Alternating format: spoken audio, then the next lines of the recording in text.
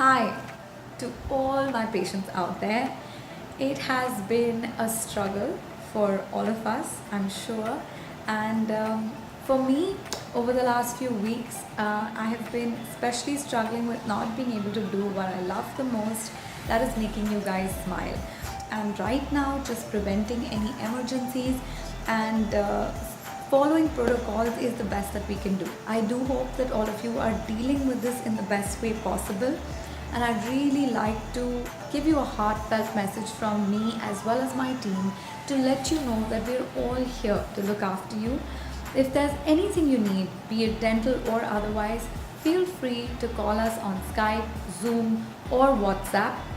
I'm available usual clinic times 10 to 8, even after in case there's an emergency. Please make sure you don't hesitate.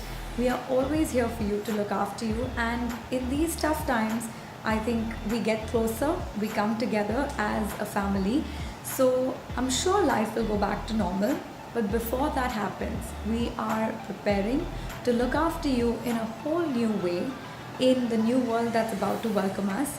And rest assured that we are going to be back stronger, better, faster, and more pain-free. So reach out and stay safe. See you on the other side. God bless.